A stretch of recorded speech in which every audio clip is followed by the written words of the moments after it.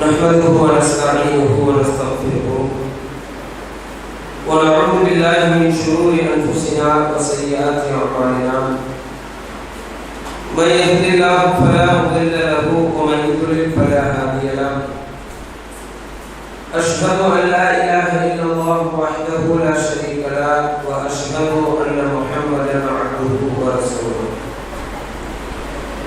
يا أيها الناس اتقوا ربكم الذي خلقكم من نفس واحدة وخلق منها زوجها وبث منهما رجالا كثيرا ونساء واتقوا الله الذي تساءلون به والأرحام إن الله كان عليكم رقيبا يا أيها الذين آمنوا اتقوا الله وقولوا قولا سديدا يصلح لكم أعمالكم ويغفر لكم ذنوبكم ومن يطع الله ورسوله فقد فاز فوزا عظيما அல்லாஹ்வை போற்றி புகழ்ந்து அல்லாஹ்வுடைய இறுதி இறை தூதர் முஹம்மது ரசூலுல்லாஹ் ஸல்லல்லாஹு அலைஹி வஸல்லம் அவர்களின் மீதும் அவர்களின் குடும்பத்தார்கள் உறவினர்கள் தோழர்கள் மனைவிமார்கள் அவர்களின் வாழ்வை இறுதி நாள் வரைக்கும் அதன் தூய வழிகளை பின்பற்றி வாழக்கூடிய அத்துணை நல்லடியார்களின் மீதும் குறிப்பாக சன்மார்க்க அறிவை வளர்த்துக் கொள்ள வேண்டும் என்கிற உயர்ந்த நோக்கத்தோடு இங்கு வந்து ஒன்றுபடி இருக்கிற நம் அனைவரின் மீதும் ஏக இறைவனின் வற்றாத பேரருள் என்றென்றும் நிலவட்டுமாக என்று பிரார்த்தித்து எனது உரையை துவங்குகிறேன். கணிதத்துக்குரிய அல்லாஹ்வின் அடியார்களே, சகோதர சகோதரிகளே, நபிகள் நாயகம் ஸல்லல்லாஹு அலைஹி வஸல்லம் அவர்கள் ஷஅபான் மாதத்தினுடைய கடைசி பகுதியிலே நபித்தோழர்களுக்கு உரை நிகழ்த்துவார்கள். ஐயுஹன் நாஸ், மனிதர்களே, قد أظلكم شهر رمضان شهر عظيم.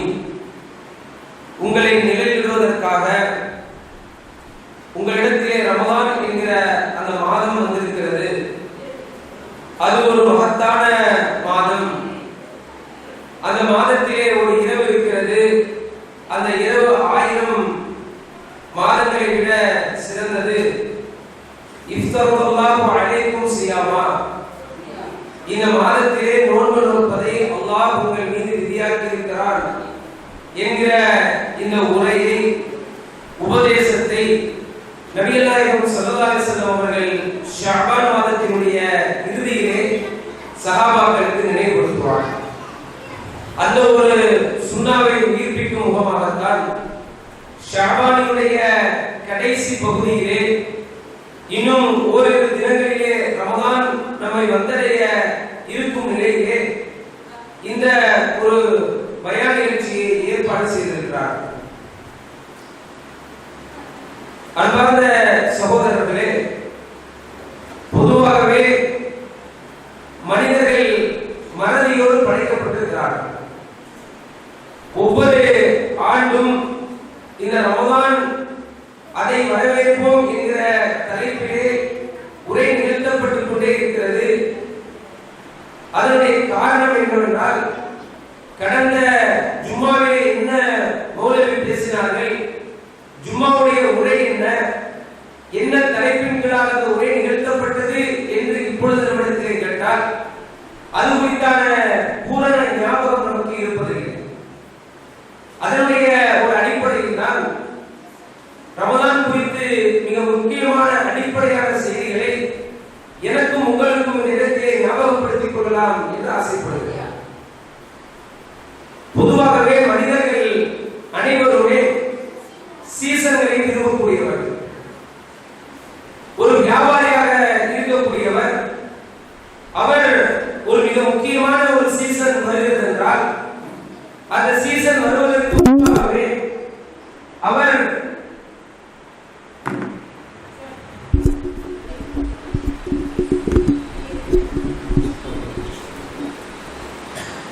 அந்த சீசன் வருவதற்கு முன்பாகவே அவர் என்ன செய்வார், அதை திட்டமிடுதலை ஆரம்பித்து விடுவார். ஆட்களை சேர்ப்பது, வியாபார ஸ்தலத்தை விஸ்தீர்ணப்படுத்துவது, இன்னும் எதுவெல்லாம் அவருடைய வியாபாரத்தினுடைய லாபத்தை அதிகரிக்குமோ அதற்காக அவர் முயற்சியிலே இறங்கி விடுவார். அதே போன்று ஒரு மாணவராக, ஒரு பிள்ளையாக இருந்தால் விடுமுறை என்கிற அந்த சீசன் வருவதற்கு முன்பாகவே அவர்கள் அந்த விடுமுறையை அனுபவிப்பதற்காக திட்டங்களை தீட்ட ஆரம்பித்து விடுவார்கள். பரீட்சை எழுதக்கூடிய ஒரு மாணவராக இருந்தால் அவரும் அந்த தேர்வை எழுதுவதற்கு முன்பாகவே அதற்கான தயாரிப்பிலே ஈடுபட்டு விடுவார். அந்த ஒரு அடிப்படை மாற்றம் எதிலே நடக்கும் என்றால், ரமதான் என்கிற இந்த புனிதமிகு மாதம் நம்மிடத்திலே வருவதற்கு முன்பாக அந்த தயாரிப்புகளில் ஈடுபடாமல் ரமதானுடைய மாதத்தை அடைந்த பிறகு அது குறித்தான கேள்விகள், ரமதானை எப்படி அடைவது, ரமதானுடைய சட்டங்கள் என்ன என்பதை எல்லாம் அதற்கு பிறகுதான் நாம் என்ன செய்கிறோம், தேடக்கூடியவர்களாக இருக்கிறோம். அன்பார்ந்த சகோதரர்களே, ஒரு மனிதன் வியாபாரத்திலே மிகவும் நஷ்டமடைந்து விட்டான். அப்படியான ஒரு மனிதன் ஒரு சீசனை அணுக போகிறான். ஒரு தீபாவளியோ அல்லது பொங்கலோ ஒரு ரமதானோ ஒரு துணி வியாபாரம் செய்யக்கூடியவர். அவர் நஷ்டமடைந்த ஒரு மனிதன் என்ன செய்வார், மற்றவர்களை விட கொஞ்சம் கூடுதல் கவனத்தை செலுத்தி அந்த சீசனை அடைந்து அதில் லாபத்தை பெறுவதற்கு முயற்சி செய்வார். இன்றைக்கு நீங்களும் நானும் கடந்த 2 ஆண்டுகளாக நம்மை பிடித்து ஆட்டிக் கொண்டிருந்த கொரோனாவினுடைய பரவலின் காரணமாக நம்மிடத்தில் ஒரு ஆன்மீக வறுமை ஏற்பட்டிருக்கிறது. யாருமே மறுக்க முடியாது. நபிகள் பெருமானார் ஸல்லல்லாஹு அலைஹி வஸல்லம் அவர்கள் சொன்னார்கள், யாராவது ஒருவர் மன் தரக்க தலாத்த ஜுமஇன், யார் ஒருவர் 3 ஜும்மாக்களை தொடர்ந்து விடுகிறாரோ, ഖതமல்லாஹு அலா குலூபிஹிம், அல்லாஹ் அவர்களுடைய உள்ளத்திலே ஒரு முத்திரையை இட்டு விடுகிறார். ஏன் ஜும்மாவிலே ஏற்றப்படுகிற ஒரே உபதேசங்களை கேட்கவில்லை என்றால், மனம் இறுகி போய் அல்லாஹ்வினுடைய நினைவு இல்லாமல், அல்லாஹ்வினுடைய மார்க்கத்தை பற்றிய நினைவு இல்லாமல் மனிதர்களுடைய உள்ளம் மறந்து போய்விடும். கடந்த 2 ஆண்டுகளிலே ஏராளமான ஜும்மாக்களை நாம் விட்டிருக்கிறோம், துஹராக தொழுதிருக்கிறோம், வீடுகளிலே தொழுகையை நிறைவேற்றியிருக்கிறோம். ஒரு ஆன்மீக வறுமை, இபாதத்திலே, கல்வியிலே, அல்லாஹ்வினுடைய நெருக்கத்திலே, நம்முடைய பாவ மன்னிப்பிலே அந்த ஒரு வறுமை ஏற்பட்டிருக்கிறது. நேர் மாற்றமாக நம்முடைய பாவங்கள் அதிகரித்திருக்கிறது. இப்படியான ஒரு நிலையில் தான் இந்த ரமதானுடைய மாதத்தை நாம் அடைந்திருக்கிறோம். பொதுவாக ரமதானுடைய மாதம் நெருங்குகின்ற நேரத்தில் வாட்ஸ்அப்புகளிலே, இன்னும் முகநூல்களிலே ஒரு துஆவை எல்லோரும் பதிவிடுவார்கள். அல்லாஹும்ம பாரிக் லனா ஃபீ ரஜப வ ஷஅபான் வ பல்லிக்னா ரமதான். அல்லாஹ்வே, எங்களுக்கு ரஜபிலும் ஷஅபானிலும் பரக்கத்து செய், ரமதானை எங்களை அடையச் செய் என்கிற அந்த பிரார்த்தனையை செய்வார்கள். இந்த பிரார்த்தனையை எப்படி பலரும் பதிவிடுவார்கள் என்றால், இதை ரசூல் ஸல்லல்லாஹு அலைஹி வஸல்லம் அவர்கள் கேட்டார்கள் என்கிற எந்த ஒரு ஆதாரப்பூர்வமான தகவலும் நமக்கு இல்லை. ஆதாரம் இல்லாத செய்தி என்று சொல்லி அதை எல்லோரும் என்ன செய்வார்கள், பரப்புவார்கள். ஆனால் நம்முடைய சிறந்த முன்னோர்களான ஸலஃபு ஸாலிஹீன்கள் ரமதானை அடைவதற்காக அந்த மாதம் வருவதற்கு முன்பாகவே பல்வேறு நிலைகளிலே தங்களை தயார்படுத்திக் கொள்வார்கள். அல்லாஹ் ரப்பல் ஆலமீன் இந்த உலகத்திலே மனிதர்களை படைத்துவிட்டு மனிதர்களுடைய உடலிலே ஒரு சதைத்துண்டை இறைவன் ரப்பல் ஆலமீன் சேர்த்தே படைத்து விட்டார். அந்த சதைத்துண்டு எப்படிப்பட்டது என்றால், இதா ஸலஹத் ஸலஹல் ஜஸது குல்லு, அது சீரழிந்து விட்டால் உடல் முழுவதும் சீரழிந்து விடும். இதா ஃபஸதத் ஃபஸதல் ஜஸது குல்லு, அது சீர்கெட்டு விட்டால் உடல் முழுவதும் சீர்கெட்டு விடும். அலா வஹியல் கல்ப், அதுதான் உங்களுடைய உள்ளம் என்றார்கள் ரசூல் ஸல்லல்லாஹு அலைஹி வஸல்லம். அப்ப ஒரு மனிதன் சீரடைய வேண்டும் என்றால் அவனுடைய உள்ளம் சீரடைய வேண்டும். ஒரு மனிதனுடைய உள்ளம் சீர்பட்டு விட்டால் அவனுடைய பார்வை சீராகிவிடும், அவனுடைய பேச்சு சீராகிவிடும், அவனுடைய நடை சீராகிவிடும். அனைத்து நிலைகளுமே சீராகி அவன் ஒரு பரிபூர்ணமான ஒரு மனிதனாக இந்த உலகத்திலும் வாழ்வான். நாளை மறுமையிலும் அவனுக்கான வெற்றி காத்திருக்கிறது. ஒரு மனிதனுடைய உள்ளத்தை சரி செய்யாமல், அதனை பரிசுத்தப்படுத்தாமல், கர்வம், அகங்காரம், பிடிவாதம், இந்த போன்ற தீய குணங்கள் விடாமல் நாளை மறுமையிலே அவனால் வெற்றி பெற முடியாது என்று அல்லாஹ் ரப்புல் ஆலமீன் 11 தடவைகள் சத்தியம் செய்து சூரத்து ஷம்ஸிலே அல்லாஹ் பதிவு செய்கிறார். அல்லாஹ் சூரா ஷம்ஸிலே தன்னுடைய படைப்புகள் மீதெல்லாம் சத்தியமிட்டுக் கொண்டே வருவான். சூரியனின் மீது சத்தியமாக, இரவின் மீது சத்தியமாக, பகலின் மீது சத்தியமாக நிறைய சத்தியங்களை இட்டுக் கொண்டு வருகிற இறைவன் உள்ளத்தின் மீது சத்தியம் விடுவான். சத்தியமிட்டு விட்டு சொல்லுவான், கத் அஃப்லஹ மன் ஸக்காஹா, இந்த உள்ளத்தை யார் பரிசுத்தப்படுத்தினார்களோ அவர்களுக்கு தான் நாளை மறுமையிலே வெற்றி இருக்கிறது. வகத் காப மன் தஸ்ஸாஹா, இந்த உள்ளத்தை யார் பாழ்படுத்தினார்களோ அவர்களுக்கு மிகப்பெரிய தோல்வி என்று இறைவன் ரப்பல் ஆலமீன் பதிவு செய்கிறார். நமக்கெல்லாம் தெரியும், நபி இப்ராஹிம் அலைஹிஸ்ஸலாம் ஒரு மிகச்சிறந்த இறைத்தூதர். இந்த உலகத்திலே அல்லாஹ்வுடைய மார்க்கத்தை நிறைவேற்ற வேண்டும் என்பதற்காக ஏராளமான தியாகங்களை செய்தவர்கள், உயிர் தியாகம் செய்வதற்கு துணிந்தவர்கள். இந்த உலகத்திலே இறைவனை வழங்குவதற்காக முதலிலே கட்டப்பட்ட இறை இல்லமான கஅபத்துல்லாவை உயர்த்தி கட்டிய ஒரு சிறந்த இறைத்தூதர்.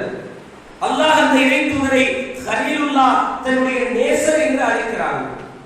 அல்லாஹ்வோடு மிக நெருங்கிய உறவு கொண்டவர்கள் இப்ராஹிம் அலைஹிஸ்ஸலாம் ஒரு இடத்திலே அல்லாஹ்விடத்திலே கையை உயர்த்தி பிரார்த்தனை செய்வார்கள், லா துஹ்ஸினி யௌம யுபஅஸூன், இறைவா நாளை மறுமையிலே நீ மனிதர்களுக்கு உயிர் கொடுத்து எழுப்பக்கூடிய அந்த நாளிலே என்னை நீ இழிவுபடுத்தி விடாதே, என்னை நீ கேவலப்படுத்தி விடாதே, என்னை நீ அசிங்கப்படுத்தி விடாதே. ஒரு மனிதனுக்கு மறுமையிலே கேவலமும் இழிவும் வந்துவிட்டால் அந்த மனிதனை விட மிகப்பெரிய நஷ்டவாளிகள் இருக்க முடியாது. இந்த உலகத்திலே எவ்வளவு பெரிய ஒரு மதிப்புடையவராக நாம் நடந்திருக்கலாம், ஒரு கண்ணியத்தை இறைவன் நமக்கு இந்த உலகத்திலே வழங்கியிருக்கலாம். நாளை மறுமையிலே நமக்கு இழிவும் நஷ்டமும் வந்துவிட்டால் அதை விட கேவலம் எதுவும் கிடையாது. இப்ராஹிம் அலைஹிஸ்ஸலாம் பிரார்த்தனை செய்கிறார்கள், லா துஹ்ஸினி யௌம யுபஅஸூன், இறைவா நாளை மறுமையிலே என்னை நீ கேவலப்படுத்தி விடாதே. யாருக்கு மறுமை என்று இப்ராஹிம் அலைஹிஸ்ஸலாம் சொல்லுகிறார்கள், இல்லாமல் அத்தல்லாஹு பி கல்பின் சலீம், யார் பரிசுத்தமான உள்ளத்தோடு நாளை மறுமையிலே வருகிறார்களோ அவர்களுக்கு தான் வெற்றி. அன்பார்ந்த சகோதர சகோதரிகளே, இந்த ரமதானும் உள்ளமும் ஒன்றோடு ஒன்று பின்னி பிணைந்தது. எல்லாம் அல்லாஹ் ரப்பல் ஆலமீன் ரமலானுடைய நோன்பை குறித்து இப்படி சொல்லுவான், யா அய்யுஹல்லதீன ஆமனு குத்திப அலைக்குமுஸ் ஸியாம் கமா குத்திப அலல்லதீன மின் கப்லிக்கும் லஅல்லக்கும் தத்தகூன். நம்பிக்கை கொண்ட மக்களே, ஈமான் கொண்டவர்களே, முன்னிருந்த சமுதாயத்தினருக்கு எப்படி நோன்பு கடமையாக்கப்பட்டதோ அதே போன்று உங்களின் மீதும் நோன்பு கடமையாக்கப்பட்டிருக்கிறது. காரணம் என்னவென்றால் உங்களுடைய தக்வாவை நீங்கள் பெற்றுக்கொள்ள வேண்டும் என்பதற்காக. லஅல்லக்கும் தத்தகூன், நீங்கள் தக்வா உடையவர்களாக ஆக வேண்டும் என்பதற்காக. அப்ப ரமதானினுடைய நோக்கம் தக்வா. அந்த தக்வா எங்கே இருக்கிறது? ரசூலுல்லாஹி ஸல்லல்லாஹு அலைஹி வஸல்லம் அவர்கள் சொன்னார்கள், அத்தக்வா ஹாகுனா, தங்களுடைய உள்ளத்தை சுட்டிக்காட்டி சொன்னார்கள், தக்வா இங்கேதான் இருக்கிறது என்று சொன்னார்கள். இப்ப இந்த தக்வா நம்மிடத்திலே இருக்கிறதா? நம்முடைய சிறந்த முன்னோர்கள் ரமலானை அடைவதற்கு முன்பாக தன்னுடைய உள்ளம் சார்ந்த விஷயங்களை எல்லாம் சரி செய்து கொண்டே வந்தார்கள். அல்லாஹ் ரப்பல் ஆலமீன் திருமறை குர்ஆனில் தக்வாவுடைய மக்களினுடைய பண்பாக சூரத்துல் அன்ஃபாலினுடைய 2வது வசனத்தை இப்படி சொல்லுகிறார், இன்னமல் முஃமினூன அல்லதீன, மூமினான அந்த மக்கள், தக்வாவுடைய அந்த மக்கள், உள்ளம் பரிசுத்தமான அந்த மக்கள், அவர்களிடத்திலே இதா துக்கிரல்லாஹ், அல்லாஹ் என்று அவர்களிடத்திலே நினைவுபடுத்தப்பட்டார், அல்லாஹ் என்று அவர்களிடத்திலே சொல்லப்பட்டார், வஜிலத் குலூபுஹும், அவர்களுடைய உள்ளம் நடுங்கிவிடும். உள்ளம் பரிசுத்தமான அந்த மக்களினுடைய குணமாக அல்லாஹ் சொல்வது, அவர்களிடத்திலே போய் அல்லாஹ் என்று சொன்னார், அவர்களுடைய உள்ளம் நடுங்கிவிடும். وَإِذَا تُلِيَتْ عَلَيْهِمْ آيَاتُهُ زَادَتْهُمْ ஈமானா, அவருடைய வேத வசனங்கள் அவர்களிடத்திலே ஓதி காட்டப்பட்டால் அவர்களுடைய ஈமான் அதிகரிக்கும். இந்த 2 பண்புகளையும் தக்வாவுடைய மக்களின் பண்பாக திருமறை குர்ஆன் நமக்கு சொல்லுகிறது. இந்த ஒரு நிலை நம்மிடத்திலே இருக்கிறதா? அல்லாஹ் என்று சொன்னால் நமக்கு அச்சம் வருகிறதா? இன்றைக்கு ஒரு பிரச்சனை வருகிறது. மக்கள் சாதாரணமாக அல்லாஹ்வின் மீது பொய் சத்தியம் கூட செய்து விடுகிறார்கள். ஒரு பிரச்சனை வருகிறது, ஒரு குற்றத்தை நாம் செய்திருக்கிறோம், ஒரு சபைக்கு அந்த பிரச்சனை வருகிறது, நம்மிடத்திலே விசாரிக்கிறார்கள், நீ அதை செய்தாயா என்று. ஒரு ஜமாத்தாக உட்கார்ந்து விசாரிக்கிறார்கள். அந்த நேரத்தில் அவர்களிடமிருந்து தப்பிப்பதற்காக அல்லாஹ்வின் மீது சத்தியமாக அதை நான் செய்யவில்லை என்று அல்லாஹ்வின் மீது பொய் சத்தியம் செய்யக்கூடியவர்கள் நம்மிலே இருக்கிறார்கள். ஆனால் நம்முடைய சிறந்த முன்னோர்கள் அல்லாஹ் என்ற ஒரு வார்த்தையை பயன்படுத்தி விட்டால் தங்களுடைய நிலையை அவர்கள் மாற்றிக் கொள்வார்கள். இமாம் புகாரி பதிவு செய்கிறார்கள், நபி ஈசா அலைஹிஸ்ஸலாம் அவர்கள் ஒரு பாதை வழியாக நடந்து போய் கொண்டிருக்கிறார்கள். அங்கே ஒரு மனிதர் ஒரு பொருளை திருடி விடுகிறார். தன்னுடைய கண்ணால் நபி ஈசா அலைஹிஸ்ஸலாம் அவர் திருடுவதை பார்க்கிறார்கள். அந்த மனிதன் வருகின்ற பொழுது கேட்கிறார்கள், என்னுடைய சகோதரனே, அசரித்த நீ திருடி விட்டாயா என்று கேட்கிறார். அந்த மனிதர் என்ன செய்கிறார்? தான் மக்களிடமிருந்து தப்பிக்க வேண்டும், ஈசாவிடமிருந்து தப்பிக்க வேண்டும் என்பதற்காக சொல்லுகிறார், ஃபவல்லாஹி அல்லதி லா இலாஹ இல்லாஹு மா சரஃப்து. எந்த அல்லாஹ்வை தவிர வேறு கடவுள் இல்லையோ அந்த ரப்பின் மீது நான் சத்தியமிட்டு சொல்கிறேன், நான் திருடவில்லை என்று பொய் சொல்கிறார். நபி ஈசா அலைஹிஸ்ஸலாம் அவர் திருடியதை கண்ணுக்கு கண்ணாக பார்க்கிறார்கள். தன்னுடைய இரண்டு கண்களை கொண்டு பார்க்கிறார்கள். திருடிவிட்டு வந்த மனிதரை கையும் களவுமாக பிடிக்கிறார்கள். ஆனால் அந்த மனிதன் பயன்படுத்திய வார்த்தை அல்லாஹ் என்ற வார்த்தை. அல்லாஹ்வை முன்னிறுத்தி நான் திருடவில்லை என்று அந்த இடத்திலே சொல்கிறார். உடனடியாக நபி ஈசா அலைஹிஸ்ஸலாம் அவர்கள் சொன்னார்கள், ஆமன்து பிரப்பி வ கஸபத் ஐனாய். நான் என்னுடைய ரப்பை ஈமான் கொண்டு விட்டேன், நீ அல்லாஹ் விட்டு திருடவில்லை என்று சொல்லிவிட்டாய். அப்படியாக இருக்கும் என்றால் கதவத்து ஐநாய், என்னுடைய கைதான் பொய் சொல்லிவிட்டது, நீ திருடுவதை போல எனக்கு அது தெரிந்து விட்டது என்று என்ன செய்தார்கள்? அல்லாஹ் என்று வந்தவுடன் அதை எதிர்கேள்வி கேட்கவில்லை. இன்றைக்கு நாம் அல்லாஹ்வை முன்னிறுத்தி எது கேட்கப்பட்டாலும் சரி அதிலே எதிர்கேள்வி கேட்கக்கூடியவர்களாக இருக்கிறோம். ஒரு மனிதனிடத்திலே அல்லாஹ்வின் மீது சத்தியம் செய் என்று கேட்டால் இறையற்றம் உள்ள சிறந்த நல்லடியார் அல்லாஹ்வின் மீது சத்தியம் செய்வதற்கு துணிய மாட்டார். இன்னும் ஒரு செய்தியை பாருங்கள். பனு இஸ்ரவேலர்களிலே ஒரு மனிதர் ஒரு நபரிடத்திலே 1000 தீனாரை கடன் கேட்கிறார். இமாம் புகாரி பதிவு செய்கிறார். 1000 தீனாரை கடன் கேட்கின்ற பொழுது அந்த மனிதர் கடன் நான் கொடுப்பதாக இருந்தால் அதற்கு ஒரு சாட்சியை கொண்டு வாருங்கள். அவர் சொல்லுகிறார், நான் கொண்டு வருவதற்கு யாரும் இல்லை, கஃபா பில்லாஹி ஷஹீதா, அல்லாஹ்வே எனக்கு சாட்சியாக இருக்கிறான். மீண்டும் அந்த மனிதர் கேட்கிறார், கடனை கொடுக்கக்கூடிய மனிதர், உங்களுக்கு நான் அந்த 1000 தீனாரை கொடுக்க வேண்டும் என்றால் இயத்தினி கஃபீலா, உனக்கு பொறுப்பேற்கக்கூடிய ஒரு ஆளை கொண்டு வா என்று கேட்கிறார். அப்பொழுதும் கடன் கேட்பவர் சொல்லுகிறார், எனக்கு கொடுப்பதற்கு பொறுப்பேற்பதற்கு யாரும் இல்லை, கஃபா பில்லாஹி கஃபீலா, அல்லாஹ்வே எனக்கு பொறுப்புதாரியாக இருக்கிறார் என்று சொன்னவுடன் அல்லாஹ்வை முன்னிறுத்தி கேட்கப்பட்ட கடன் வத்தகுல்லாஹ் அல்லதி தஸாஅலூன பிஹி வல் அர்ஹாம், எந்த இறைவனை கொண்டு நீங்கள் ஒருவரை ஒருவர் விஷயங்களை கேட்டுக் கொள்வீர்களோ அந்த ரப்பை முன்னிறுத்தி கேட்டவுடன் அந்த 1000 தீனாரை கொடுக்கிறார். நீங்கள் இந்த நேரத்தில் அந்த கடனை திருப்பி கொடுங்கள் என்று அவரை அனுப்பிவிடுகிறார். அப்ப கடனை வாங்கினவர் கடல் கடந்து வியாபாரத்துக்கு போறார், பொருள் ஈட்டுகிறார். அல்லாஹ்வை முன்னிறுத்தி வாங்கப்பட்ட கடன் அதை எப்படியாவது செலுத்திவிட வேண்டும் என்பதற்காக குறிப்பிட்ட நாளிலே வந்து கடற்கரை ஓரத்திலே கப்பலை எதிர்பார்த்து நிற்கிறார். எந்த கப்பலும் கிடைக்கவில்லை. ஒரு மரத்தை கையிலே எடுத்து அதை இரண்டாக பிளந்து அவரிடத்திலே வாங்கிய 1000 தீனார்களை அதற்குள்ளாக வைத்து தன்னால் வர முடியவில்லை என்கிற அந்த தகவலை ஒரு பேப்பரிலே எழுதி அதையும் அந்த மரத்திற்குள்ளாக வைத்து அல்லாஹ்வை சாட்சியாக்கி, இறைவா உன்னுடைய பெயர் கொண்டு இந்த கடனை நான் வாங்கினேன், உரியவரிடத்திலே சேர்த்துவிடு என்று கடலிலே வீசிவிட்டார். எதிர்த்தரப்பிலே கடன் கொடுத்தவர் குறிப்பிட்ட நாளிலே அவர் வருவார் என்று எதிர்பார்த்து நிற்கிறார், வரவில்லை.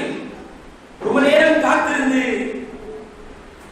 விறகு கரை ஒதுங்கிய அந்த கட்டையை அடுப்பெரிப்பதற்காக எடுத்துக்கொண்டு வீடு செல்கிறார்.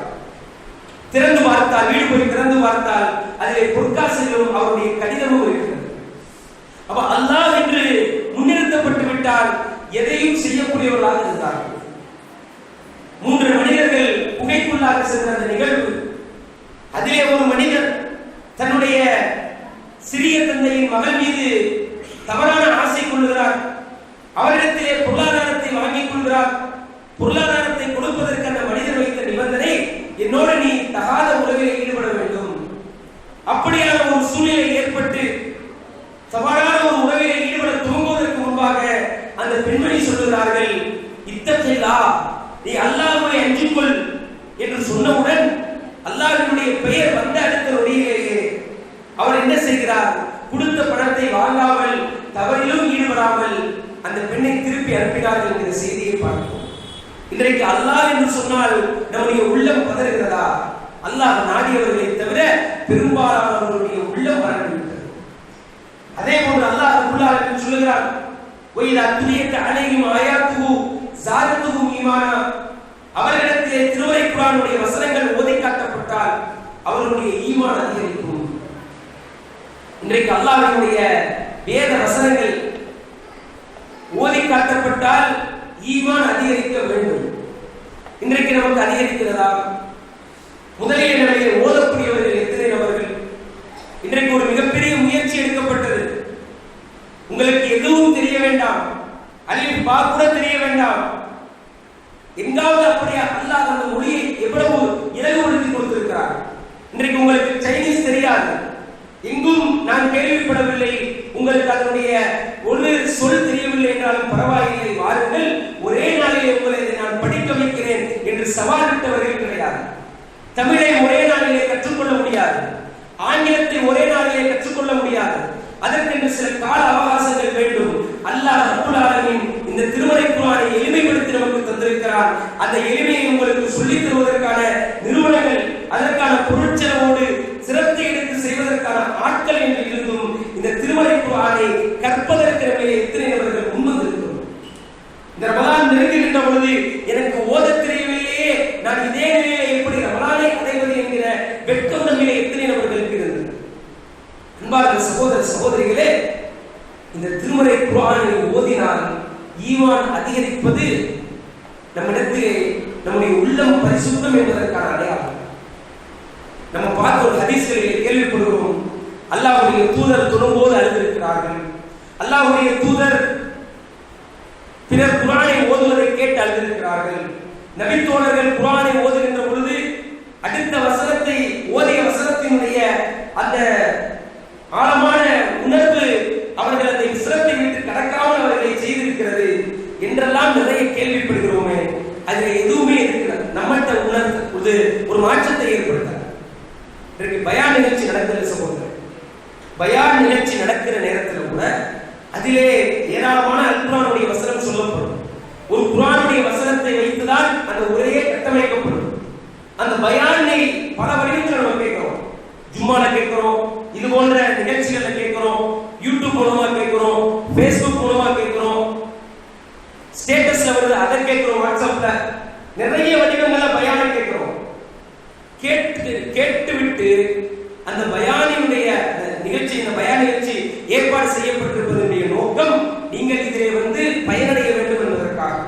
ஆனா பயான் முடிச்சுட்டு போறப்ப நம்ம என்ன செய்வோம்னா, இந்த கேட்டை கடக்கிற நேரத்துல இதுக்கு ஒரு மார்க் போட்டுருவோம். ஓகே ரைட், பயான் சூப்பர் அப்படின்னு சொல்லுவோம். ஒண்ணு இல்ல பயான் அரைத்தமாகவே அரைச்சிட்டார்.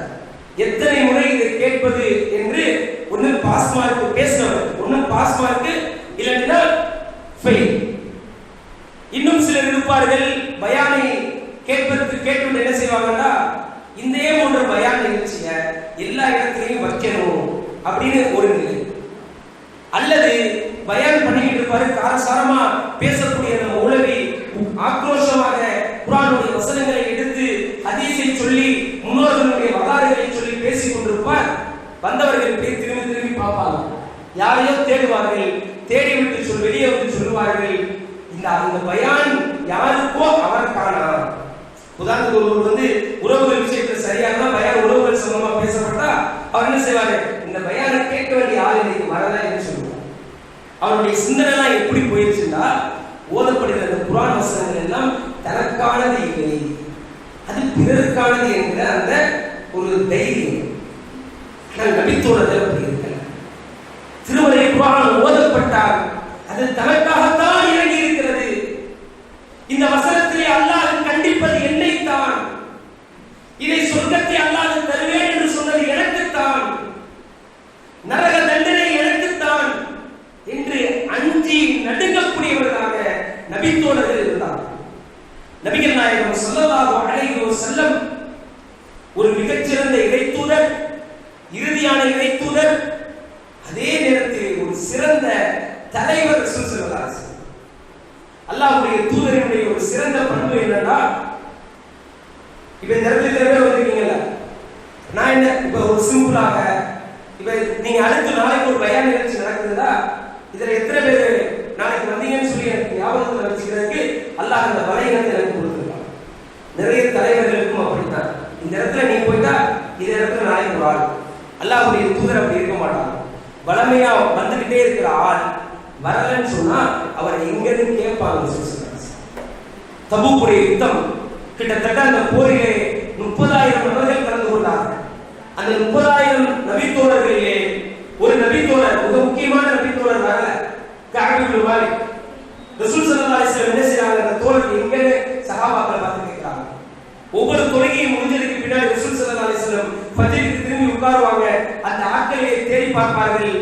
யார் வளமையா ஃபஜ்ருக்கு வர்ற ஆட்கள் ஃபஜ்ருக்கு வரலனா அவர் எங்கன்னு கேட்பாங்க. அப்படி ரசூல் ஸல்லல்லாஹு அலைஹி வஸல்லம் ஒரு நாள் வளமையாக வரக்கூடிய ஒரு நபித்தோழரை பார்க்கிறார்கள். பள்ளிக்கு வரல, அவர் எங்கே? சஹாபாக்களை அவருடைய வீட்டிற்கு அனுப்புகிறார்கள். வீட்டிற்கு வந்தவர்கள் அந்த மனிதரை பார்த்தால் வீட்டினுடைய வாசலிலே உட்கார்ந்து அவர் அழுது கொண்டிருக்கிறார். வந்தவர்கள், நீங்கள் எதற்காக இங்கே உட்கார்ந்து அழுது கொண்டிருக்கிறீர்கள்? அல்லாஹ்வுடைய தூதர் உங்களை தேடுகிறார்கள். அந்த மனிதர் பதில் சொன்னார், அல்லாஹ் ரப்பல் ஆலமீன் ஒரு வசனத்தை இறக்கினான். அல்லாஹ்வுடைய தூதரோடு நாங்கள் எல்லாம் இருக்க அந்த வசனம் இறக்கப்பட்டது. அல்லாஹ் சொன்னான், லா தர்ஃபஉ அஸ்வாதக்கும் ஃபௌக ஸௌத்தி நபி, உங்களுடைய நபியினுடைய சப்தத்திற்கு முன்னால் உங்களுடைய சப்தத்தை நீங்கள் உயர்த்தாதீர்கள் என்று அல்லாஹ் ஒரு வசனத்தை இறக்கினான். அங்கே இருந்தவர்களிலே நபியோடு பேசுகின்ற பொழுது என்னுடைய சப்தம் தான் கொஞ்சம் உயர்வாக, கொஞ்சம் லவுடான வாய்ஸாக இருக்கும். அல்லாஹ் என்னை கண்டித்து தான் இந்த வசனத்தை இறக்கிவிட்டான் என்று என்ன செய்கிறார், அந்த நபித்தோழர் மீண்டும் வருகிறார். அல்லாஹ்வுடைய தூதரிடத்தில் அவர் அழைத்து வந்தப்பட்டவுடன் நபி ஸல்லல்லாஹு அலைஹி வஸல்லம் அவர்கள் சொன்னார்கள், இது உங்களுக்காக இறக்கப்பட்ட வசனம் அல்ல, நயவஞ்சகர்களை குறித்து இறக்கப்பட்ட வசனம் என்று அல்லாஹ்வுடைய தூதர் சொன்னார். அப்ப அவருடைய சிந்தனை எப்படி இருந்தது? அதாவது இது எனக்கானது, என்னை தான் இதை கண்டிக்கிறான், இல்லது என்னை தான் இதை புகழ்கிறான், இந்த நரகத்தில் என்னை தான் அல்லாஹ் தூக்கி வீசி விடுவான், இந்த விசாலமான சொர்க்கத்தை அல்லாஹ் எனக்குத்தான் தருவான் என்று அனைத்தையும் அவர்கள் தன்னோடு இணைத்து பேசுகிறார்கள். அல் குர்ஆன். இன்றைக்கு குர்ஆனை ஓதக்கூடியவர்களே நம்ம இல்லை என்றால் அதை விளங்கக்கூடியவர்களை எங்கே வைத்து அல்லாஹ் நாடி வருகிறார். பண்பார்ந்த சகோதர சகோதரிகளே, இப்படியான ஒரு வறுமையான நிலையில் தான், ஒரு ஆன்மீக வறுமை நம்மிடத்திலே இருக்கக்கூடிய நிலையில் தான் புனித ரமதானுடைய மாதம் நம்மிடத்திலே வருகிறது. அன்பார்ந்த சகோதரர்களே, உள்ளம் பரிசுத்தம் அடைந்தால் தான் அல்லாஹ் நம்மை நேசிப்பான்.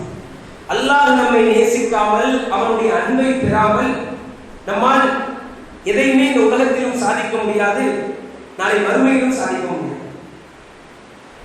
ஒரு மனிதரை அல்லாஹ் நேசித்து விட்டால் அதை தாண்டி அந்த மனிதருக்கு எதுவுமே தேவை. இப்ப அல்லாஹ்வுடைய ரசூல் ஸல்லல்லாஹு அலைஹி வஸல்லம் சொன்னாங்க, ஒரு மனிதரை நாம் நேசிக்கிறோம் என்று சொன்னால் அவரை அழைத்து சொல்ல வேண்டும், இன்னி உஹிப்புக், நான் உங்களை நேசிக்கிறேன் அப்படின்னு சொல்லணும். அது சுன்னத். அது யார் சொல்லிக் கொடுத்த சுன்னத்? அது யாருடைய சுன்னத்? அது அல்லாஹ்வுடைய சுன்னத். அல்லாஹ் என்ன செய்வான் தெரியுமா? என்னையோ உங்களையோ அல்லாஹ் அருள் செய்யணும்.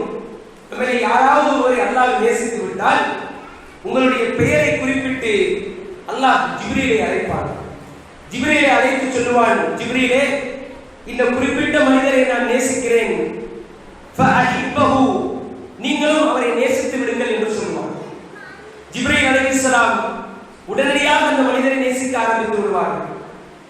நேசிக்க ஆரம்பித்தவுடன் ஜிப்ரீல் அலைஹிஸ்ஸலாம் அவர்கள் வானவர்கள் அனைவரையும் அழைப்பார்கள். வானவர்கள் அனைவரையும் அழைத்து சொல்லுவார்கள், வானவர்களே, அல்லாஹ் இந்த மனிதரை நேசித்து விட்டான், நானும் அந்த மனிதரை நேசித்து விட்டேன், நீங்கள் அனைவரும் அந்த மனிதரை நேசித்து விடுங்கள் என்று சொல்லுவார். சொன்னால் என்ன அங்கே நடக்கும்? வானவர்களுடைய எண்ணிக்கை எவ்வளவு விசாலமானது, எண்ணி முடிக்க முடியாதது. காபத்துல்லாவிற்கு நேர் மேலே வானத்திலே ஒரு பள்ளிவாசல் இருக்கிறது. அதற்கு பைத்துல் மஅமூர் என்று சொல்லப்படும். அந்த பைத்துல் மஅமூரிலே தினம் தினம் 70,000 மாணவர்கள் உள்ளே நுழைவார்கள், தொழுவார்கள், வெளியே வருவார்கள். மீண்டும் அவர்களுக்கு நுழைவதற்கு வாய்ப்பு கொடுக்கப்படாது. அப்படி தினமும் வறுமை ஏற்படுகிற வரைக்கும் அல்லாஹ் மாணவர்களை உள்ளே அனுப்பிக்கொண்டே இருப்பான். அப்ப டெய்லி 70,000 பேர் உள்ள போறாங்க, திரும்ப வெளியே வர்றாங்கல்ல, வெளியே வரக்கூடியவர்களுக்கு திரும்ப உள்ள போக அனுமதி கொடுக்கப்படாது. அது போன்று தினமும் 70,000 வழக்குகள். அப்ப அவருடைய எண்ணிக்கை என்ன? அந்த எல்லா மாணவர்களும் சேர்ந்து ஒரு மனிதரை நேசித்து விட்டார். அல்லாஹ்வினுடைய நேசம் ஒரு குடும்பத்திலே நேசம் கிடைக்க மாட்டேங்குது. எல்லோரும் ஆசைப்படுறோம், கணவன் இந்த உலகத்திலே மற்ற எல்லோரையும் விட என்னை தான் நேசிக்க வேண்டும் என்கிற ஆசை இருக்கிறது. அது நடந்து விட்டால் அதை விட இந்த உலகத்தில் எனக்கு வேறு என்ன பேர் இருக்கிறது என்று ஒரு பெண் நினைக்கிறார்களா? ஒரு குடும்பத்திலே ஒரு குடும்ப தலைவனை, ஒரு தகப்பனை, ஒரு பிள்ளை, என்னுடைய கைடு, என்னுடைய ரோல் மாடல், என்னுடைய தகப்பன் தான், அவரை நான் என்னுடைய உயிருக்கு உயிராக நேசிக்கிறேன் என்று சொல்லிவிட்டால் அந்த தந்தையினுடைய அந்த மகிழ்ச்சி அளவிட முடியாமல் இருக்கிறது. அப்போ அவருடைய நேசம் இருக்கிறது என்று தெரிந்தால் எவ்வளவு சந்தோஷப்படுகிறோம். அப்பொழுது எண்ணிக்கையில் சொல்ல முடியாத அளவிற்கான வானவர்கள் கூட்டம் அல்லாஹ்வோடு சேர்த்து, ஜிப்ரீலோடு சேர்த்து ஒரு மனிதனை நேசித்து விட்டார். அல்லாஹ்வுடைய தூதர் ஸல்லல்லாஹு அலைஹி வஸல்லம் சொன்னார்கள், அப்படி நடந்து விட்டால் யுக்தபுல் கபூலு ஃபி துன்யா, இந்த உலகத்திலே அந்த மனிதருக்கான அங்கீகாரம் கிடைத்து விடுகிறது. உங்களுக்கு அங்கீகாரம் வேண்டுமா? நீங்க சிம்பிளா சமைக்கிறீங்க, ஒன்றும் செய்யல, சமைக்கிறீங்க, எப்ப பார்த்தாலும் உங்களுடைய கணவர் கரிச்சு கொட்டிக்கிட்டே இருக்காருன்னு வச்சுக்கோங்களேன், அந்த அங்கீகாரமே உங்களுக்கு கிடைக்கல, வாழ்க்கையை வெறுத்துரும். இல்லை, ஏதாவது ஒரு தொழில் செய்கிறோம், ஒரு சமுதாய பணி செய்கிறோம், ஒரு நிகழ்ச்சி நடத்துறோம், நீங்க வந்து அங்கீகாரம் கொடுக்கணும். அங்கீகாரம் என்பது ஒரு மனிதனுக்கான ஒரு புத்துணர்ச்சி. அப்ப அங்கீகாரம் நமக்கு வேண்டும் என்றால் அல்லாஹ் நேசிக்கணும். அல்லாஹ் நேசிக்காம மிகப்பெரிய சாதனைகளை நீங்கள் செய்தாலும் சரி, மக்களுக்கு துச்சமா வச்சுட்டு போயிடுவாங்க. அல்லாஹ் நம்மை நேசித்தால் தான் அது கிடைக்கும். அல்லாஹ்வுடைய நேசம் நமக்கு வேண்டும் என்றால் உள்ளம் பரிசுத்தம் அடையணும், குர்ஆனோடு நமக்கு தொடர்பு வரணும். அந்த குர்ஆனுடைய தொடர்பை நமக்கு எது பெற்றுத்தரும் என்று சொன்னால் இந்த ரமதானுடைய மாதம் நமக்கு பெற்றுத்தரும். அல்லாஹ் ரப்பல் ஆலமீன் வேதங்களை இறக்குவதற்கென்றே தேர்ந்தெடுத்த மாதம் ரமதானுடைய மாதம். சுஹஃப்களை, இன்னும் முந்தைய நபிமார்களுக்கு கொடுத்த அந்த வேதங்களை, அல்லாஹ்வுடைய தூதர் ஸல்லல்லாஹு அலைஹி வஸல்லம் அவர்களுக்கு கொடுக்கப்பட்ட இந்த திருமறை குர்ஆனை, அனைத்து வேதங்களையும் அல்லாஹ் ரப்பல் ஆலமீன் இந்த ரமலானில் தான் இறக்கி வைத்தார் என்கிற செய்தியை வரலாற்றிலிருந்து நாம் படிக்கிறோம். பண்பார்ந்த சகோதர சகோதரிகளே, இந்த ரமதானை வரவேற்கிற நிலை நம்முடைய நிலை இப்படிதான் இருக்கு. ரொம்ப ஆன்மீக வறுமையில் இருக்கிறோம். திருமறை குர்ஆனை ஓதுகின்ற பொழுது நமக்கு அருகே வரமாட்டேங்குது. உள்ளம் அப்படியே இறுகி போயிருக்கா இல்லையா? கடந்த ஒரு மாதத்தில் அல்லது கடந்த ஒரு வருடத்தில் அல்லது கடந்த 2 வருடங்களில் உங்களுடைய மனசாட்சியை தொட்டு சொல்லுங்கள், திருமறை குர்ஆனை ஓதி நான் அழுதேன். நான் உட்பட சொல்றேன், எனக்கும் தான் இந்த உரை சேர்த்து அழுதேன் என்று சொல்லக்கூடிய எத்தனை நிகழ்வுகள் உங்களுக்கு ஞாபகம் இருக்கிறது? அல்லது எத்தனை முறை நீங்கள் அழுதிருக்கிறீர்கள்? இவர சிங்கிள் டைம் உங்களிலே ஒரு முறை அழுதவர்கள் எத்தனை நபர்கள்? கிண்டல் எடுக்கிறோம். சமயங்களிலே யாராவது அழுதால் அவருடைய அழுகையை கிண்டல் எடுக்கிறோம். அல்லாஹ்வுடைய தூதர் ஸல்லல்லாஹு அலைஹி வஸல்லம் சொன்னார்கள், ஐநானி லா லன் தமஸ்ஸஹு அன்னார். அரபி படித்த இங்க மாணவர்கள் இருக்கிறீர்கள், லா லன் லம்க்கு வித்தியாசம் இருக்கு. அல்லாஹ்வுடைய தூதர் சொல்றாங்க, லன் அது நடக்கவே நடக்காது, நெவர் எவர். நரகம் 2 கண்களை தீண்டவே செய்யாது. அது ஒரு கண், ஐனுன் பக்கத்து மின் ஹஷியத்தில்லாஹ், அல்லாஹ்வுடைய அச்சத்தால் அழுத கண்கள். நாளை மறுமையிலே அல்லாஹ் ரப்பல் ஆலமீன் எல்லா மனிதர்களையும் மஹ்ஷருடைய மைதானத்திலே நம்முடைய ஆடைகள் அவிழ்க்கப்பட்ட நிலையிலே, நம்முடைய செருப்புகள் கலட்டப்பட்ட நிலையிலே, சூரியன் ஒரு மைல் தொலைவிற்கு அருகே இருக்கின்ற அந்த நிலையிலே அல்லாஹ் ரப்பல் ஆலமீன் அர்ஷினுடைய நிழலை பெறுகிற அந்த 7 சாரார்களிலே ஒரு சாரா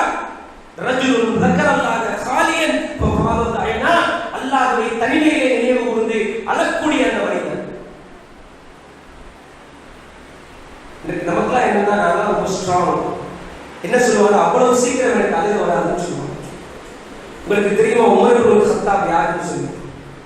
உமர் இப்னு கத்தாப் ஜாஹிலியா காலத்தில், அறியாமை காலத்திலே மிகவும் கரடுமுரடான மனிதர்.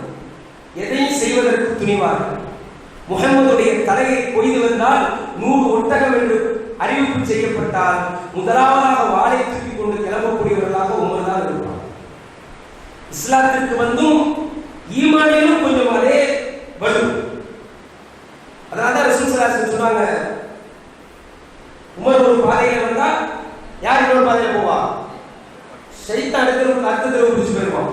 இவருக்கு முன்னாடி என்ன செய்ய முடியாது, நம்ம நிற்க முடியாது. அந்த உமர் ரலியல்லாஹு அன்ஹு அவர்கள் குறித்து ஒரு அசரிலே வருகிறது. உமர் ரலியல்லாஹு அன்ஹு அவர்கள் அவ்வளவு ஒரு ஒரு காஷான மனிதர். அவர்களை குறித்து வருகிறது. தொழுது கொண்டிருக்கிறார்கள். ஒரு அல் குர்ஆனுடைய வசனம் வருகிறது, இன்ன அதாப ரப்பிக லவாक़ி லைஸ லஹு மின் தாஃபி.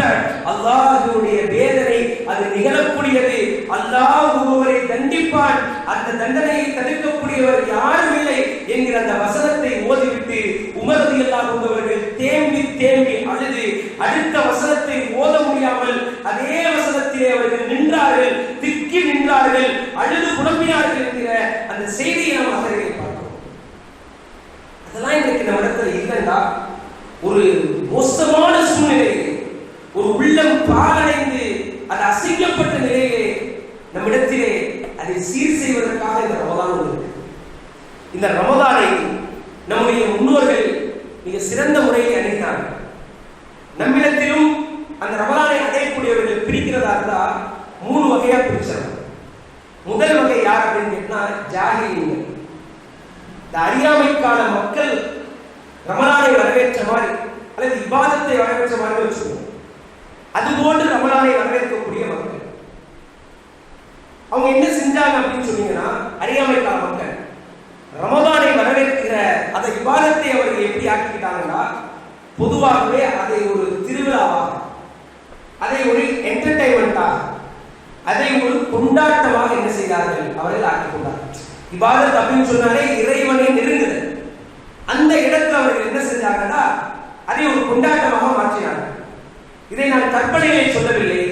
அல்லாஹ் ரப்பல் ஆலமீன் அல் குர்ஆனிலே சொல்கிறான், ஜாஹிலியா மக்களுடைய இபாதத் எப்படி இருந்துச்சுன்னா, மா கான ஸலாத்துஹும் இன்தல் பைத், அவர்கள் கஅபத்துல்லாஹில் முஷர்ரஃபாவிலே அவர்களுடைய தொழுகை எப்படி இருந்துச்சுன்னா அப்படியே ஜாலியாக கேட்டுட்டு இருப்பாங்க, விசில் அடிச்சு சீட்டி அடிச்சுட்டு இருப்பாங்க. இதுதான் அவர்களுடைய தொழுகையாக இருந்தது என்று அல்லாஹ் ரப்பல் ஆலமீன் சொல்கிறான். அப்ப அந்த இபாதத்தை அவர்கள் கொண்டாட்டமாக மாற்றினார். இன்றைக்கு நம்மவர்கள் ரமலானை அணுகிற ஒரு சாரார் ஜாஹிலியா மக்களை போன்றவர்கள் என்ன செய்கிறார்கள் என்றால், ரமதான் அப்படின்னு சொல்லிட்டாலே அது என்னது, பெருநாள் கொண்டாட்டம் தான். அவர் ரமலானினுடைய அந்த இடைப்பட்ட காலங்களிலே பாதி சிந்தனை அந்த பர்ச்சேஸ் தான் இருக்கும். அந்த பர்ச்சேஸிற்காக ஒரு நாள் முழுக்க வெளியே நிற்பார். அதாவது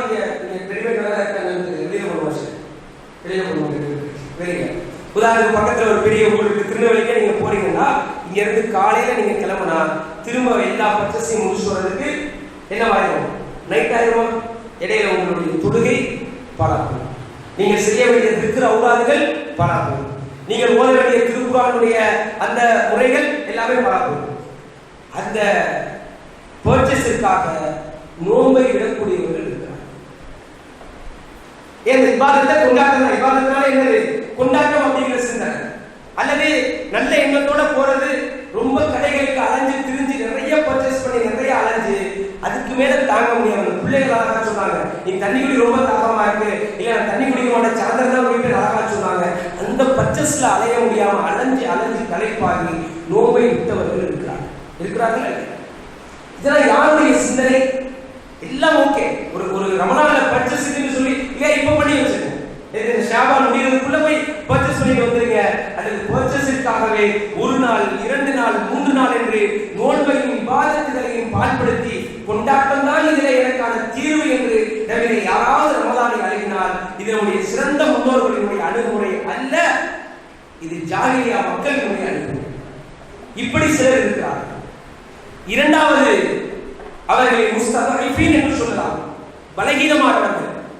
அல்லது அவர்கள் பொடுபோக்கானவர்கள், அசட்டையானவர்கள், ஒரு தைரிய திமிரு கொண்டவர்கள். அவர்கள் என்ன செய்வார்கள் என்றால், இந்த ரமலான் தான் எனக்கான வியாபார சீசன். அவர் ஒரு பேரிச்சம்பழ வியாபாரி வச்சுக்கோங்களேன். அவர் இந்த ரமலானை விட்டா நான் எப்ப சம்பாதிப்பது என்று ஓடி திரிந்து ரமலானை நான் எப்படியாவது என்னுடைய பிசினஸ் ஒரு சோர்ஸாக பயன்படுத்தி விட வேண்டும் என்று அதற்காக நோக்கை விடக்கூடியவர்கள் இருப்பார்கள். இவர்களும் பலகீனமானவர்கள் தான். மூன்றாவது வகையினர் இருக்கிறார்கள். அவர்கள் ரப்பானியங்கள். அவர்கள் அல்லாஹ்வினுடைய அன்பை பெற வேண்டும், அல்லாஹ்வினுடைய அருளை பெற வேண்டும் என்பதற்காக ரமலானை அணுகக்கூடிய மக்கள். அந்த சிறந்த மக்கள் தான் நம்முடைய சிறந்த முன்னோர்கள். அவர்கள் இந்த ரமலானை முழுக்க முழுக்க இபாதத் என்கிற ஒரு உயர்ந்த லட்சியத்திற்காக என்ன செய்தார்கள்? இந்த ரமலானை அவர்கள் ஆக்கிக் கொண்டார்கள். திருமறை குர்ஆனை இரவு முழுவதும் என்று என்ன செய்தார்கள்? இரவெல்லாம் ஓதினார்கள், பகலெல்லாம் நோன்பு நோற்று திருக்குர்ஆனை ஓதினார்கள், அதை விளங்கினார்கள், அதை பாண்டித்தியம் பெற்றார்கள். அன்பார்ந்த சகோதரர்களே, சகோதரிகளே, இந்த ரமலானை நம்முடைய பாவங்கள் அழிக்கப்படுவதற்கான ஒரு அடிப்படையாக நாம் ஆக்கிக் கொண்டோம். அல்லாஹ்வுடைய தூதர் ஸல்லல்லாஹு அலைஹி வஸல்லம் அவர்கள் எவ்வளவு இரக்க சிந்தனை கொண்டவர்கள். அல்லாஹ்வுடைய தூதர் மாதிரி மன்னிக்கிற அந்த குணம் வேற யாருக்குமே இருக்காது. அல்லாஹ்வுடைய தூதரினுடைய பல் உடைக்கப்பட்டு தாடை கிழிக்கப்படுகிறது உஹது போரில். அவர்களுடைய பெரிய தந்தை ஹம்சா ரலியல்லாஹு அன்ஹு அவர்களை உஹது போர்க்களத்திலே சின்ன பின்னமாக்குகிறார்கள், அவர்களை கொலை செய்து. அல்லாஹ்வுடைய தூதரை ஊரை விட்டு ஓட ஓட விரட்டினார்கள். அவரை பைத்தியக்காரன் என்றார்கள், ஜோசியக்காரன் என்றார்கள், சூனியக்காரன் என்றார்கள். அழகிய ஒட்டக குடலை நபியின் மீது வீசினார்கள். என்னென்ன துன்பங்கள் துயரங்களை கொடுக்க முடியுமோ எல்லாத்தையும் கொடுத்த குறைஷிகளை ஒரு நிமிஷத்துல மன்னிச்சிட்டு போனாங்க. அவர்களை சபிக்க எதுவே. அப்படிப்பட்ட இறை தூதர் ஸல்லல்லாஹு அலைஹி வஸல்லம் ஒரு நாள் இமாம் நஸை பதிவு செய்யக்கூடிய நபிமொழி மிம்பரின் மீது அப்படி ஒரு காலை வைக்கிறாங்க. வைக்கிற நேரத்துல ஆமீன் அப்படின்னு சொல்றாங்க. ஆமீன் அப்படின்னு சொன்னா என்னது? இஸ்தஜிபி துஆ, இறைவா இந்த பிரார்த்தனையை ஏற்றுக்கொள் அப்படின்னு சொன்னாங்க. பிரார்த்தனை ஆகாத எதுவுமே இல்லை. திடீர்னு ஆமீன் சொல்லிட்டு முதல் படியில கால் வைக்கிறாங்க. இரண்டாவது படியில ஏறுறாங்க, அப்பையும் திரும்ப ஆமீன் அப்படின்னு சொல்றாங்க.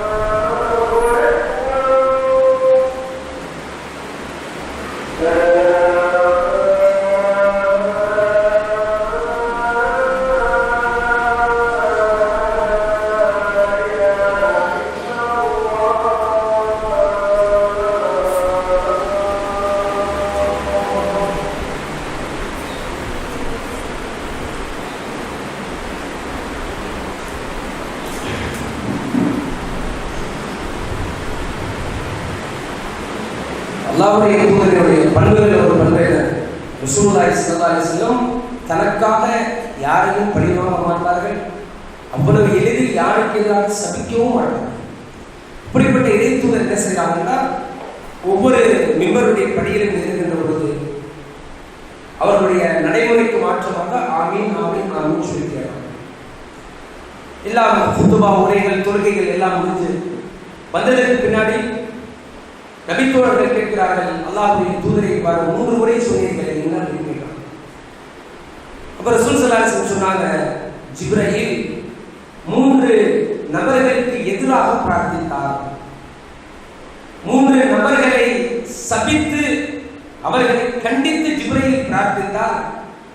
அந்த 3 சாராருக்காகவும் அந்த பிரார்த்தனையை ஆமோதித்து நானும் கூடுதல் பிரார்த்தனையை செய்தேன் என்றார்கள். அதிலே ஒரு மனிதர் யார் தெரியுமா? 3 மனிதர்கள். முதல் மனிதர் ரமதானுடைய மாதத்தை அவர் அடைகிறார். ரமலான் அவரை விட்டு கடந்து செல்கிறது, அவரை விட்டு நீங்கி செல்கிறது. அடுத்து ஷபானுடைய மாதம் வந்து விடுகிறது. ஆனால் அவருடைய பாவம் யாருக்கு மன்னிக்கப்படவில்லையோ அந்த மனிதர் அவருடைய மூக்கு நாசமாகட்டும், அந்த மனிதர் நாசமாகட்டும். ஜிப்ரீல் அலைஹிஸ்ஸலாம் பிரார்த்தனை செய்கிறார்கள். அல்லாஹ்வுடைய தூதர் ஆமீன் இறைவா, ஜிப்ரீல் செய்த இந்த பிரார்த்தனையை ஏற்றுக்கொள்ள அப்படின்னு சொல்றாங்க. ஒரு பிரார்த்தனை ஏற்றுக்கொள்ளப்படுவதற்கு இதைவிட 2 வலுவான நபர்களுடைய பிரார்த்தனையை விட வலு நிறைஞ்ச பிரார்த்தனை எதுவும். அடுத்து சொல்றாங்க, வயதான 2 பெற்றோர்கள் அல்லது 2 ஒருவரை முதிய நிலையை நீங்கள் பெற்று அவர்களிடத்திலே நீங்கள் உபகாரம் செய்து நடந்து கொள்ளவில்லை என்று சொன்னால், அதன் மூலமாக நீங்கள் சொர்க்கம் நுழையவில்லை என்றால் அந்த மனிதரும் நாசமாகட்டும். அல்லாஹ்வுடைய தூதரின் மீது ஸலவாத்து சொல்லப்பட்டு யார் நபியினுடைய பெயர் உச்சரிக்கப்பட்டு யார் நபியின் மீது ஸலவாத்து சொல்லவில்லையோ அந்த மனிதரும் நாசமாகட்டும் என்று ஜிப்ரீல் பிரார்த்தனை செய்ய அல்லாஹ்வுடைய தூதர் ஆமீன் என்று சொன்னார்கள் என்றால், இந்த ரமதானை நாம் பாவ மன்னிப்பை தேடிக்கொள்வதற்கான ஒரு சிறந்த களமாக அமைத்துக் கொள்ள வேண்டும். இபாதத்தை செய்து செய்து அல்லாஹ்வை நெருங்கினால் அல்லாஹ்வினுடைய இந்த பாவ மன்னிப்பு நமக்கு தானாக வந்து நபித்தோழர்கள் எல்லாம் இபாதத்திலேயே சுகம் கண்டாங்க. இன்னைக்கு ரமதான் வந்துருச்சுன்னா முன்னோர்கள் நின்று வணங்குறாங்கல்ல. இன்னைக்கு காலையில சில ஊர்களினுடைய பழக்கம் எப்படின்னு தெரியல, காலையில உறங்குவது, சகர் செஞ்சுட்டு தூங்குனா சமயத்துக்கு நுகர் கிடைக்கிறது இல்லை, அசருக்கு நெருக்கமாக விழிப்பது அல்லது அசர் தாண்டி விழிப்பது, 1 மணி நேரம் நோம்பினுடைய சுவையை சுவைத்து விட்டு அப்படியே இஃப்தார் செஞ்சது. இடையில எந்த குர்ஆன் ஓதுவதும் இல்லை, எதுவுமே கிடையாது. நபித்தோழர்கள்லாம், அதாவது இன்றைக்கு எந்த பெற்றோரும் அப்படி செஞ்சிருப்பாங்களான்னு தெரியல, நபிசலாசத்துல கூட்டிட்டு வருவாங்க. அல்லாஹ்வுடைய தூதரை இவர் சரியில்லை, இவர் கொஞ்சம் சரி பண்ணி விடுங்கன்னு சொல்லுவாங்க. மனைவி கணவன் மேல கம்ப்ளைண்ட் பண்ணுவாங்க, தந்தை பிள்ளை மேல கம்ப்ளைண்ட் பண்ணுவாங்க. எப்படி கம்ப்ளைண்ட் ஆகுது தெரியுமா? அல்லாஹ் நாடியவர்களை தவிர அப்படின்னா யாருமே கம்ப்ளைண்ட் பண்ணியிருக்க மாட்டாங்க. சமகாலத்தில் ஒரு மனைவி வருகிறார்கள், அல்லாஹ்வுடைய தூதரிடத்தை வந்து சொல்லுகிறார்கள், யா ரசூலல்லாஹ் இன்ன ஜௌஜி சஃப்வான், இதோ என்னுடைய கணவர் சஃப்வான் இருக்கிறாரே, தரவனி இதா ஸல்லைது, நான் தொழுதால் அவர் என்னை அடிக்கிறார். வயுஃபத்திரினி இதா சும்து, நான் நோன்பு நோற்றால் என்னுடைய நோன்பை அவர் முறிக்க வைக்கிறார். வலா யுஸல்லி ஃபஜ்ர ஹத்தா தத்லு அஷம்ஸ், சூரியன் உதிக்காமல் அவர் தொழுகிறதே கிடையாது ஃபஜ்ர. அப்படி வினோதமான 3 வழக்குகளோடு யார் வர்றா? மனைவி வர்றாங்க. ஒரு பெண் வருகிறார், குடும்ப சுமை கொண்ட, நிறைய வேலை பளு கொண்ட பெண்களா இருக்கிறான்னு சொல்றேன். நிறைய, அதாவது டைட் ஸ்கெட்யூலோட இருக்கக்கூடிய ஒரு பெண் தான் நபித்தோழியர்கள். எல்லா நபித்தோழியர்களும் வேலை செஞ்சாங்க. ஃபாத்திமா ரலியல்லாஹு அன்ஹா அந்த திரிகளை அரைச்சரைச்சு அவங்க கையெல்லாம் மறந்து போயிடும். ஆயிஷா ரலியல்லாஹு அன்ஹா நபிக்கு பணிவிடை செய்து கதா செய்கிற நோம்பெல்லாம் அவங்க ஷப்பால, அதாவது ஷாபான் வர வரைக்கும் அவங்களுக்கு நீட்டி கொண்டு வருவாங்க. வருஷம் ஃபுல்லா வேலை இருந்துச்சு. அந்த நபித்தோழியர்கள் ஒருவர்கள் தான் ரசூலுல்லாஹ் வந்து கம்ப்ளைண்ட் பண்றாங்க, என் கணவர் சரியில்லை, நான் தொழுதா அடிக்கிறாரு, ஒழுங்கா நோம்பை போட மாட்டேங்கிறாரு, அவரே ஒழுங்கா தொழுகிறது இல்லைங்கிற 3 வினோதமான வழக்கு. தொழுதா அடிப்பாங்களா யாராச்சும்? ஆனா இந்த கணவர் அடிக்கிறார் மனைவியை தொழுதா. நபித்தோழர், சிறந்த நபித்தோழர். இப்ப சஃப்வான் அந்த சபையில் இருக்கிறாங்க. என்னது கேட்கின்ற பொழுது ஸஃபான் இப்னு முஅத்தல் ரலியல்லாஹு அன்ஹு அவர்கள் சொல்லுகிறார்கள், அல்லாஹ்வுடைய தூதரே, என்னுடைய மனைவி தொழுதால் நான் ஏன் அடிக்கிறேன் தெரியுமா? அவர்கள் நின்று தொழுகிறார்கள், என்னுடைய வேலைகளை முடிச்சுட்டு நான் வீட்டுக்கு வர்றேன், எனக்கு பணிவிடை செய்வாங்க, எனக்கு சாப்பாடு கொடுப்பாங்க, ஏதாச்சும் செய்வார்கள் என்று நான் உட்கார்ந்து அமர்ந்திருந்தால் என்னுடைய மனைவி தொழுது கொண்டிருப்பார்கள், நான் பார்த்து கொண்டிருப்பேன். ஒரு சூறாவை ஓதிக்கிட்டே போவாங்க, இப்ப ருக்கு என்று நான் காத்திருப்பேன். அப்பொழுது அடுத்த சூறாவை தொடங்குவார்கள். நான் பொறுத்துக் கொள்ள முடியவில்லை, அல்லாஹ்வுடைய தூதரே, என்னுடைய மனைவியை தொலை பார்த்தாலே ரொம்ப நேரம் நின்று தொழுவாங்கிற அச்சம், நான் போனதை கட்டிய கொண்டு தொழுகை நிப்பாட்டுன்னு சொல்லியிருக்கிறேன். ரசூல் ஸல்லல்லாஹு அலைஹி வஸல்லம் அந்த பெண்ணை மட்டுப்படுத்துறாங்க. பெண்ணை இப்படி தொழுதாரு, சூரத்தன் ஒரு சூறா ஓதுங்க, அதுவே உங்களுக்கு போதும். சரி, எதற்காக உங்களுடைய மனைவி நோன்பு நோற்றால் நோன்பை முடிக்க வைக்கிறீர்கள்? அந்த சஹாபாக்கள் இஹ்லாஸான உள்ளத்திற்கு சொந்தக்காரர்கள், உள்ள ஒண்ணு வச்சுக்கிட்டு வெளியில ஒண்ணதான் பேச மாட்டாங்க. அந்த நபித்தோட யதார்த்தமாக சொல்கிறார்கள், அல்லாஹ்வுடைய தூதரே, அந்த ஷாப் நான் இளைஞன், என்னுடைய மனைவிடத்திலே இல்லறத்தில் ஈடுபடலாம் என்று என்னுடைய மனைவிடத்திலே நான் நெருங்கி வருகிறேன். என்னுடைய மனைவி சொல்லுகிறார்கள், இன்னி சாயும் நான் நோன்பாளியாக இருக்கிறேன், என்னை நெருங்காதீர்கள் என்று சொல்லுகிறார்கள். அல்லாஹ்வுடைய தூதரே, என்னுடைய உணர்வுகளை என்னால் கட்டுப்படுத்த முடியல, என்னுடைய மனைவியின் வாயில் உணவை ஊட்டி நீ நோன்ப முடி என்று நான் முடிக்க வைத்து என்னுடைய தேவையை நான் நிறைவேற்றிக் கொள்கிறேன். அந்த நேரத்தில் ரசூல் ஸல்லல்லாஹு அலைஹி வஸல்லம் சொன்னாங்க, அப்பொழுதுதான் சொன்னார்கள், நஃபிலான ஒரு நோன்பை ஒரு பெண் வைக்க வேண்டும் என்றால் கணவனின் அனுமதி பெற்று வைக்க வேண்டும். அப்ப அந்த பெண்ணினுடைய மூணாவது அந்த வழக்கு பஜ்ர், சூரியன் உதிக்காமல் பஜ்ர் தொழவில்லை, அந்த கோத்திரத்தினுடைய இயல்புகளுக்கு அல்லாஹ்வுடைய தூதரே அப்படித்தான். அப்ப ரசூல் ஸல்லல்லாஹு அலைஹி வஸல்லம் அந்த நபித்தோழருக்கு சலுகையாக சொன்னார்கள், நீங்கள் எப்பொழுது விழிக்கிறீர்களோ அப்பொழுது தொழுது கொள்ளுங்கள். அவர்கள் எல்லாம் இபாதத்திலேயே இன்னும் இருந்தார். இன்றைக்கு அந்த வறுமை நம்மிடத்திலே ஏற்பட்டு போய் ஐவேளை தொழுகையை கூட ஜமாத்தோடு தொழாதவர்கள், அல்லது வீடுகளிலே தொழக்கூடிய பெண்கள் அந்த 5 வேளை தொழுகையை உரிய நேரத்திலே கூட தொழாத ஒரு நிலையில் தான் இந்த ரமலானுடைய மாதத்தை நாம் அடைய இருக்கிறோம். அந்த ரமலானிலே 5 வேளை தொழுகையை சரியாக நிறைவேற்றி திருமறை குர்ஆனோடு ஒரு நெருங்கிய ஒரு உறவை, மிக ஆழமான ஒரு உறவை நாம் ஏற்படுத்திக் கொள்ள வேண்டும். ஒரே ஒரு வார்த்தையை நீங்கள் ஞாபகத்தில் வைத்துக் கொள்ளுங்கள். அதோடு இந்த சிறிய நினைவூட்டலை நான் நிறைவு செய்து கொள்கிறேன். அதை சுமந்தவர்களாக இருந்து நாம் வெளியே செல்வோம். திருமறை குர்ஆன் தான் ஒரு மனிதர், ஒரு தனி மனிதருக்கான ஒரு உயர்வாக இருந்தாலும் சரி, ஒரு குடும்பத்திற்கான உயர்வாக இருந்தாலும் சரி, அல்லது ஒரு சமூகத்திற்கான உயர்வாக இருந்தாலும் சரி, அதை வழங்குவது திருமறை குர்ஆன் தானை தவிர்த்து ஒரு மனிதனுடைய பெயர் அல்ல, ஒரு மனிதனுடைய புகழ் அல்ல, அவனுடைய செல்வம் அல்ல, அவனுடைய அதிகாரம் அல்ல, எதுவுமே ஒரு மனிதனுடைய தரத்தை இந்த உலகத்தில் உயர்த்தான். அன்பார்ந்த சகோதரர்களே, அம்ர் இப்னு சலமா என்று ஒரு மனிதர் இருந்தார். இமாம் புகாரி பதிவு செய்கிறார்கள். அந்த மனிதர் யார்? மக்காவிலே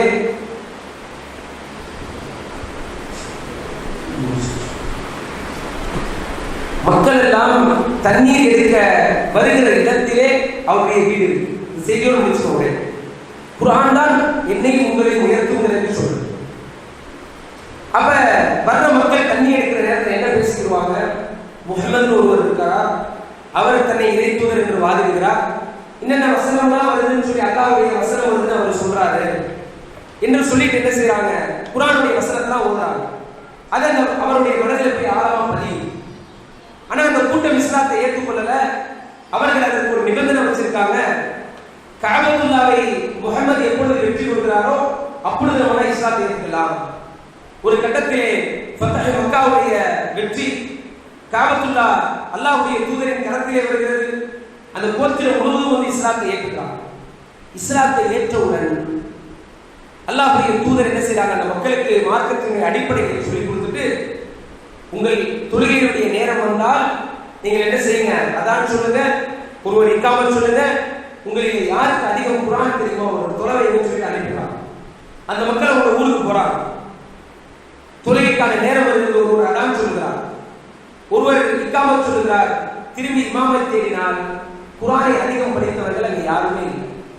அப்ப யாரு இந்த இவர் இருக்கிற அம்ர் இப்னு சலமா, அந்த தண்ணீர் எடுக்க வந்த அந்த மக்கள் ஓதிய வசனங்கள் அவருடைய உள்ளத்திலே பதிகிறது. அவர் என்ன செய்கிறார்? எனக்கு நிறைய குர்ஆன் தெரியும் அப்படின்னு சொல்லி அவர் இமாமாக முன்னாடி வந்து நிற்கிறார். அம்ர் இப்னு சலமா சொல்கிறார்கள், அந்த நேரத்தில் எனக்கான வயது அல்லது சித்தின் அவ் சபஇன், எனக்கு 6 அல்லது 7 வயது இருக்கும் அப்படின்னு சொல்றாங்க. அவங்க தொழுகிறாங்க, பின்னாடி பெண்கள் தொழுது கொண்டிருக்கிறார்கள். சின்ன பையன் தானே, தொழுகிற நேரத்தில் அவங்களுக்கு ருக்குவை எப்படி செய்கிற நேரத்தில் ஆடைகளை எப்படி ஒழுங்குபடுத்தணும், சுஜூதின் பொழுது ஆடைகளை எப்படி ஒழுங்குபடுத்தணும், சரியான ஆடையும் அவன்கிட்ட இல்லை. தொழுகை முடியுது, பெண்கள் எல்லாம் சொல்லுகிறார்கள், இந்த உங்களுடைய இமாமிற்கு நீங்கள் ஒரு நல்ல ஆடையை வாங்கி கொடுக்க மாட்டீர்களா? அந்த மக்கள் எல்லாம் சேர்ந்து அம்ர் இப்னு சலமாவிற்கு அவருடைய 6 அல்லது 7 வயதிலே ஒரு ஆடையை வாங்கி கொடுக்கிறார்கள். திருமறை குர்ஆனின் மூலமாக அந்த சிறிய வயதிலே கிடைத்த அந்த உயர்ந்த ஒரு பதவிக்காக அந்த ஆடை அவருக்கு கிடைக்கிறது. அதை பெற்றுக்கொண்ட நேரத்தில் நான் மற்றற்ற மகிழ்ச்சி அடைந்தேன் என்று அம்ர் இப்னு சலமா ரலியல்லாஹு அன்ஹு அவர்கள் சொல்லக்கூடிய செய்தி புகாரிலே பதிவு செய்யப்பட்டிருக்கிறது. அப்ப அந்த சிறிய வயது குழந்தையை கூட இந்த சமுதாயத்தை வழிநடத்தக்கூடிய தலைவராக நீ மாற முடியும், அது உன்னை அப்படி மாற்றுவதற்கு இந்த குர்ஆன் போதுமானது என்கிற உயர்ந்த கருத்தை அந்த செய்தி நமக்கு சொல்லுகிறது. அப்படியான ஒரு சூழலுக்காகத்தான் இந்த அல்பிக்ரா மதரசா ஏற்பாடு செய்யப்பட்டிருக்கிறது. இந்த நிகழ்ச்சிகள் ஏற்பாடு செய்யப்பட்டுக் கொண்டிருக்கிறது. 2 நாளாக நடந்த இந்த நிகழ்ச்சியினுடைய நோக்கம் என்ன? வேறு எதுவும் கிடையாது. இந்த இளைய தலைமுறைகளை ஒரு உயர்த்தி விட வேண்டும். அவர்கள் நாளை வளர்கின்ற பொழுது இன்றைக்கு உலகத்திலே நடக்கக்கூடிய அந்த பித்னாக்கள், அந்த குராபாத்துகளிலே சிக்கிவிடாமல் ஒரு சிறந்த நல்லடியார்களாக அவர்கள் வாழ வேண்டும் என்பதற்காகத்தான் எல்லா முயற்சிகளும் எடுக்கப்பட்டுக் கொண்டிருக்கிறது. அதற்கான உங்களுடைய பங்களிப்பை, ஒத்துழைப்பை நீங்கள் தாராளமாக வாரி வழங்குங்கள். எதிர்வரக்கூடிய ரமதானை குர்ஆனோடு தொடர்பு கொண்டு, ஐவேளை தொழுகைகளோடு தொடர்பு கொண்டு, வேறு வேறு விஷயங்களிலே உங்களுடைய நேரங்களில் சிந்தனைகளை வீணடிக்காமல் ரமதானை முழுவதுமாக பயன்படுத்தி ரமதானிலிருந்து வெளியே செல்லும் பொழுது நம்முடைய பாவங்கள் மன்னிக்கப்பட்ட நிலையை ரமலான் நம்மை கடந்து செல்ல வேண்டும். அப்படியான ஒரு உயர்ந்த பாக்கியத்தை இறைவன் ரப்புல் ஆலமீன் எனக்கு உங்களுக்கு தந்தருள் புரிய வேண்டும் என்று கூறி எனது உரையை நிறைவு செய்து கொள்கிறேன். அப்பொழுது ஹாதா மாலிகுல் அஸ்ஸலாமு அலைக்கும்.